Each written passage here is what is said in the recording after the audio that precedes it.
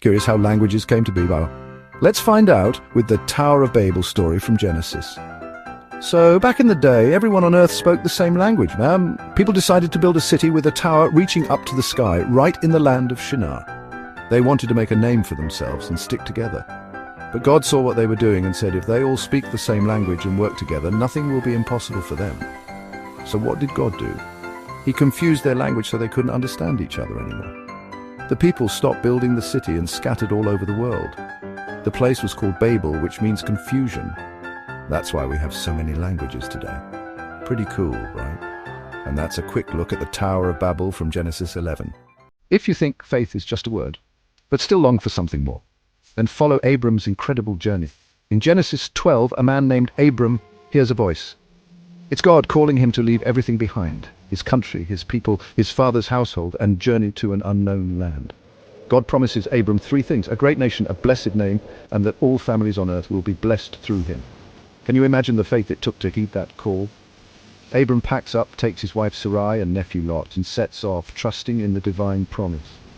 His journey isn't just about geography, it's about faith, obedience, and the beginning of a covenant that shapes history. So the next time you're faced with the unknown, remember Abram's journey. Sometimes the greatest adventures start with a leap of faith. Are you ready to take yours? If your decisions are guided by faith, you're on the right path. Journey with Abraham and Lot to see why. So there's Abraham and his nephew Lot. God blessed them both with wealth and herds, but oh no, their land couldn't support them together. Tension rose between their herdsmen. What to do? Abraham the peacemaker said to Lot, let's not fight, the whole land is open, you choose first. Lot looked around, saw lush lands near the Jordan, and went there. Abraham stayed in Canaan. Here's the kicker. God reaffirmed his promise to Abraham. Look around, he said.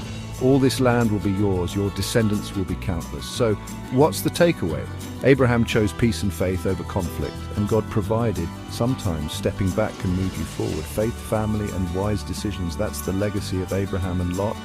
What decisions will your faith guide you to make today? I will never doubt the power of faith after learning this. Or you need to watch this if you struggle with courage. Picture this. It's the ancient Middle East, and four powerful kings have gone rogue, wreaking havoc on the land. They capture Lot, Abram's nephew, and all seems lost. But wait, enter Abram, our unlikely hero. With just 318 men, Abram launches a daring rescue mission. Against all odds, he defeats the kings and rescues Lot. Talk about faith in action, but the story doesn't end there. Enter Melchizedek, the mysterious king and priest. He blesses Abram and offers him bread and wine, symbolizing divine favor. Abram in turn gives him a tenth of everything, showing honor and gratitude. This chapter is a powerful reminder of the strength of faith, the importance of courage, and the blessings that come from trusting in a higher power. So next time you're feeling overwhelmed, remember the epic tale of Genesis 14?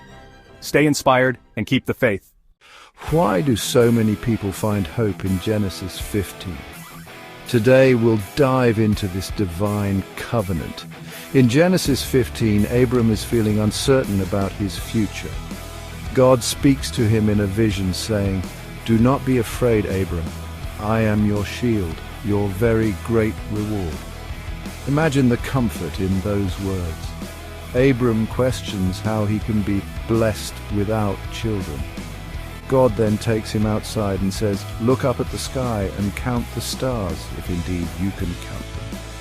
He promises Abram that his descendants will be as numerous as the stars, and here's the best part.